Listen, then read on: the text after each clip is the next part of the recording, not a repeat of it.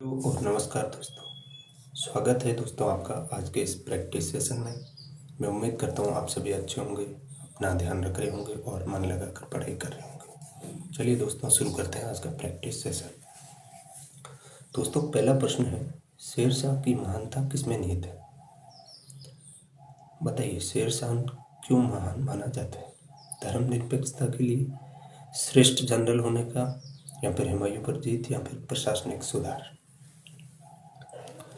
दोस्तों शेरशाह को उसके प्रशासनिक सुधार के लिए जाना जाता है। इसका उत्तर डी सही होगा। पढ़ते हैं दोस्तों अगले प्रश्न की तरफ। अगला प्रश्न है, आर्किटेक्चर की जड़ने की तकनीक पिएट्रा ड्यूरा निम्नलिखित में से किस स्मारक में पाई जाती है? पिएट्रा ड्यूरा कला किस में पाई जाती है? बताइए। ताजमहल, गेटवे ऑफ इंडिया, चार मीनार, या इंडिया गेट?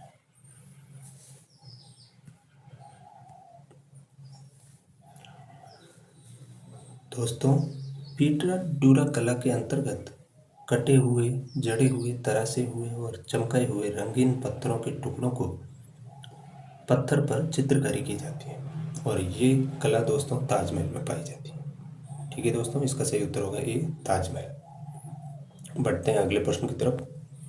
अगला प्रश्न है दोस्तों, आगरा का मोती मस्जिद किस मुगल शासक से संबंधित है? बताइए। शाहजहां, औरंगजेब, अकबर, या हुमायूं? दोस्तों आगरा का मोती मस्जिद शाहजहां ने बनवाया था। इसका उत्तर ए सही होगा। शाहजहां ने अन्य काफ़ी सारी इमारतें भी बनवाई थी। शाहजहां ने दोस्तों दिल्ली का लाल किला बनवाया था, जामा मस्जिद बनवाई थी, आगरा में ताजमहल बनवाया, आगरा का किला बनवाया, मोती मस्जिद बनवाई। अगला प्रश्न है दोस्तों, बादशाह अकबर ने बुलंद दरवाजा किस वर्ष बनवाया था? SSC GD 2019 में यह 2 बार पूछा गया। दोस्तों बुलंद दरवाजा बादशाह अकबर ने गुजरात विजय के उपलक्ष्य में बनवाया था, जिसका निर्माण 1601 में किया था। जी हाँ दोस्तों, इसका सही उत्तर होगा डी 1601। अगला प्रश्न है दोस्तों, कौन सा स्मारक बादशाह औरंगजेब के बेटे आजम शाह द्वारा बनवाया गया था?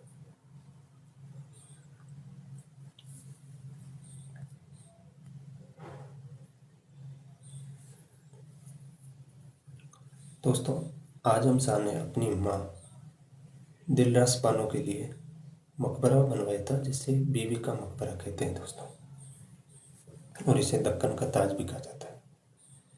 इसका सही उत्तर होगा सी, बीबी का मकबरा। अगला प्रश्न है दोस्तों, फ्रांसीसी यात्री फ्रांसवा बर्नियर किस वर्ष भारत आया था? बताइए।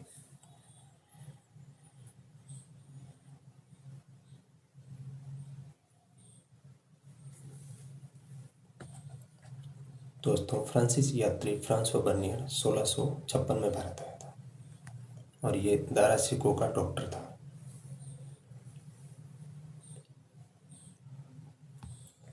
अगला प्रश्न है दोस्तों, मुज्म उल बहरीन पुस्तक लिखने वाला मुगल शासक कौन था? बताइए। हुमायूं, बाबर, औरंगजेब, या दारा शिकोह?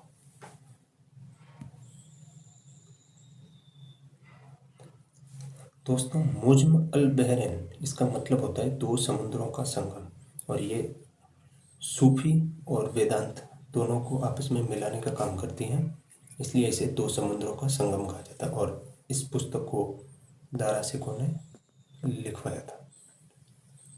ठीक है दोस्तों, अगला प्रश्न है, निम्नलिखित में से किस प्रसिद्ध कोहिनूर हीरा और शाहजहां के रत्न जड़ित मयूर सिंहासन को छीन लिया था? दोस्तों किस शासक ने कोहिनूर का हीरा और मयूर सिंहासन शाहजहां से छीन लिया था? बताइए। दोस्तों ये 2 बार पूछा गया, 2021, 2024।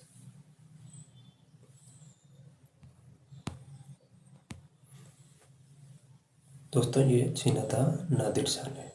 नादिर शाह ने आक्रमण किया था दिल्ली पर 1739 में। तब यहाँ पर मोहम्मद शाह मुगल बादशाह था और वो युद्ध में हार कर भाग गया और कोहिनूर का हीरा और मयूर सिंहासन नादिर शाह लेके ईरान चला गया था। तो इसका सही उत्तर होगा डी नादिर शाह। अगला प्रश्न है दोस्तों, खाली जगह अवध का अंतिम नवाब था। अवध का अंतिम नवाब कौन था दोस्तों?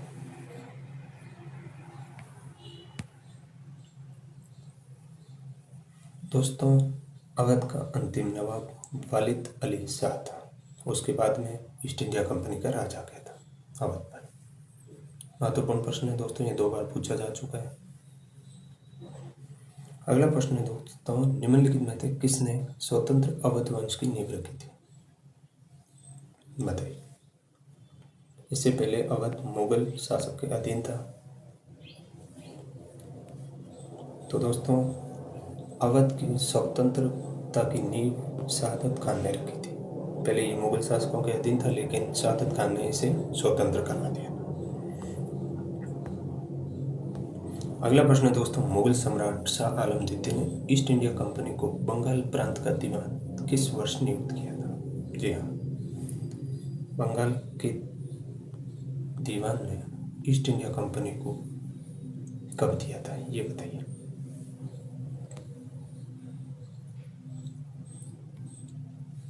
तो दोस्तों, बक्सर के युद्ध जो कि 1764 में हुआ था, उसके बाद में ईस्ट इंडिया कंपनी का अधिकार हो गया था बंगाल पर। तो इसका सही उत्तर होगा दोस्तों 1765। अगला प्रश्न है दोस्तों, मीर जाफर को खाली जगह में पुनः बंगाल का नवाब प्रतिष्ठित किया गया था। मीर जाफर को बंगाल का नवाब दोबारा से कब बनाया गया था, बताइए।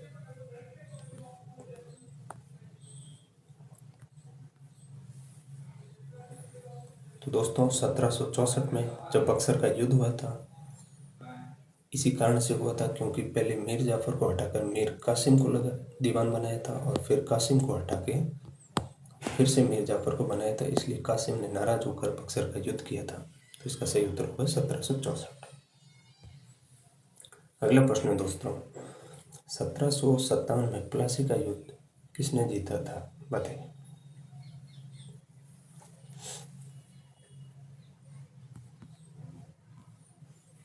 दोस्तों, सभी को पता है British east India company Plassey का युद्ध जीत गई थी। दोस्तों, ये युद्ध ईस्ट इंडिया कंपनी और बंगाल के नवाब सिराजुद्दौला के बीच में हुआ था, जिसमें अंग्रेजी सेना का नेतृत्व रॉबर्ट क्लाइव कर रहा था। और विश्वासघात के कारण सिराजुद्दौला ये युद्ध हार जाता है, और उसके बाद में ईस्ट इंडिया कंपनी ये युद्ध जीत जाती है। अगला प्रश्न है दोस्तों, बंगाल के नेतृत्व में धीरे धीरे मुगल नियंत्रण से अलग हो गया। बंगाल किसके नेतृत्व में मुगल नियंत्रण से अलग हो गया था, बताइए।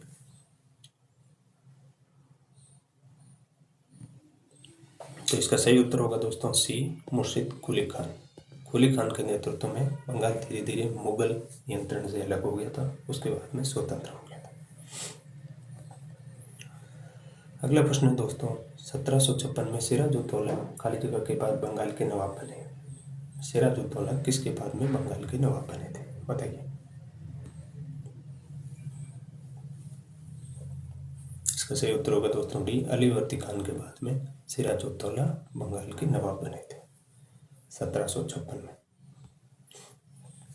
दोस्तों, करनाल का युद्ध फारसी बादशाह नादिर शाह ने किसे हराकर जीता था, बताइए।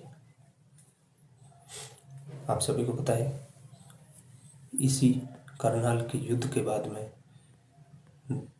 बादशाह नादिर शाह कोहिनूर का हीरा और तख्ते ताउस, जिसे मयूर सिंहासन कहा जाता है, वो लूट के ले गया था ईरान।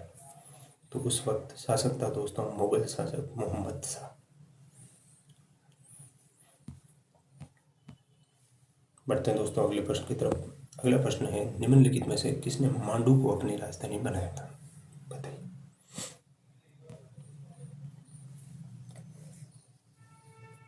दोस्तों, मांडू मध्य प्रदेश में स्थित है, जिसको राजधानी बनाया था होशंग शाह ने।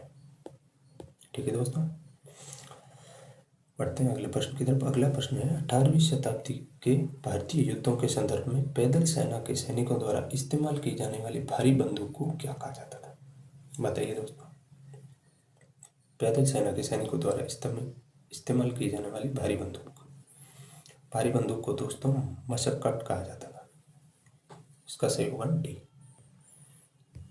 अगला प्रश्न है, अपने 5 वर्षीय वीर नारायण की ओर से शासन करने वाली रानी दुर्गावती किस जनजाति से संबंधित थी?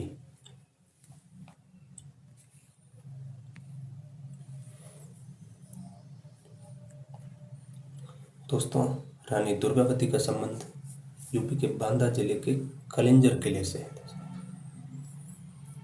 ठीक है दोस्तों, उनका विवाह दलपत शाह के साथ में हुआ था और दलपत शाह की मृत्यु के पश्चात उसने अपने 5 वर्षीय पुत्र वीर नारायण को गौड़ राजवंश का शासक बनाया था। तो उनका संबंध गौड़ राजवंश से। ठीक है दोस्तों, इसका सही होगा डी। अगला प्रश्न है दोस्तों, उड़ीसा के गजपति साम्राज्य की स्थापना किस वर्ष हुई थी?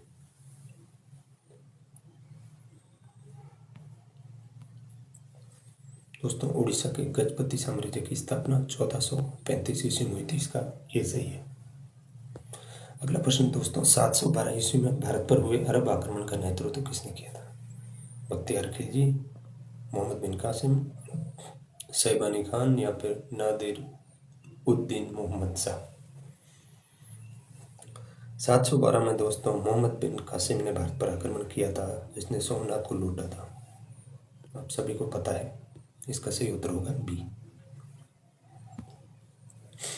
बढ़ते हैं दोस्तों अगले प्रश्न की तरफ। अगला प्रश्न है, तराइन के युद्ध 1192 में पृथ्वीराज चौहान को खाली जगह के हाथों हार मिली, बताइए। जो कि तराइन का द्वितीय युद्ध है। और तराइन का प्रथम युद्ध दोस्तों 1191 में हुआ था, जो कि मोहम्मद गौरी और पृथ्वीराज चौहान के बीच में हुआ था। लेकिन तराइन का द्वितीय युद्ध जो 1192 में हुआ था, उसमें पृथ्वीराज चौहान को हार मिली थी, वो भी मोहम्मद गौरी के हाथों। इसका ए सही होगा।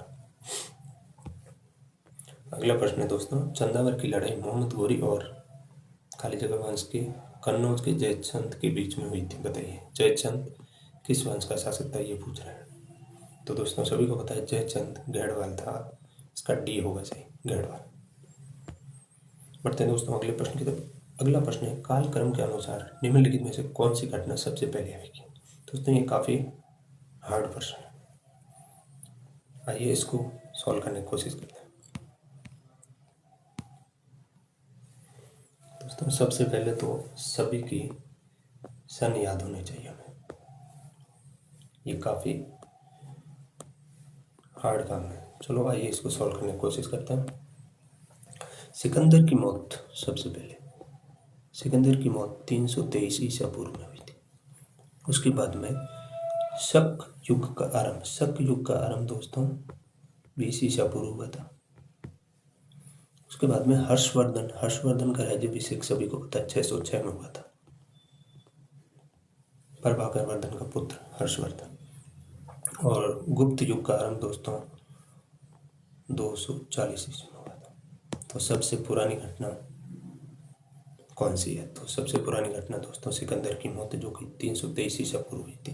इसका ए सही होगा।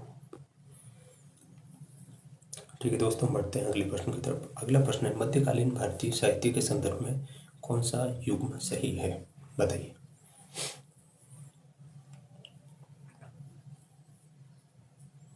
देखते हैं दोस्तों, पृथ्वीराज रासो इसने नहीं लिखी थी। पृथ्वीराज रासो तो दोस्तों चंद्रप्रदय ने लिखी थी। राज तरंगिनी विलर ने नहीं लिखी थी, वो तो कलर ने लिखी थी। गीत गोविंद, बिल्कुल ये सही लिखा है, गीत गोविंद जयदेव ने लिखी थी। इसका सही उत्तर होगा बी, गीत गोविंद जयदेव ने लिखी थी। बढ़ते हैं दोस्तों अगले प्रश्न की तरफ। अगला प्रश्न है, 14वीं शताब्दी का ग्रंथ लीला तिलकम किस शैली में लिखा गया था, बताइए।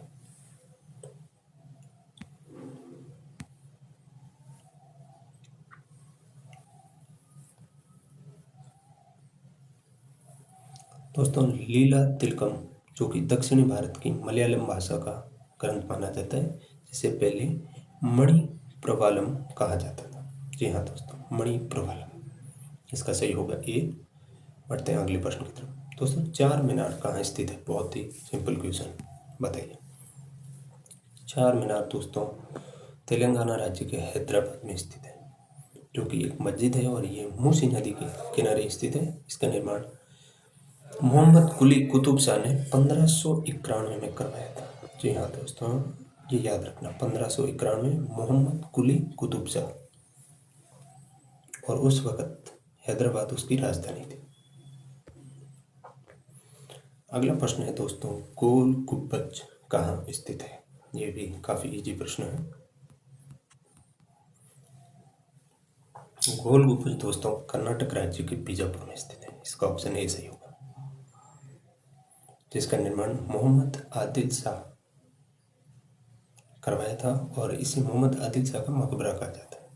इसका वास्तुकार दोस्तों दाबुल दाबुल माना जाता है। पूछा नहीं जाएगा लेकिन दाबुल इसका वास्तुकार था। गोल गुम्बज बीजापुर में स्थित है। अगला प्रश्न है दोस्तों, बारामती किला भारत के किस राज्य में स्थित है? बताइए। उसके पास में दोस्तों एक इंटरनेशनल स्टेडियम भी है जिसका नाम भी बारामती। तो इसका सही उत्तर होगा दोस्तों उड़ीसा। माही नदी के किनारे पर स्थित 9 मंजिल का महल है।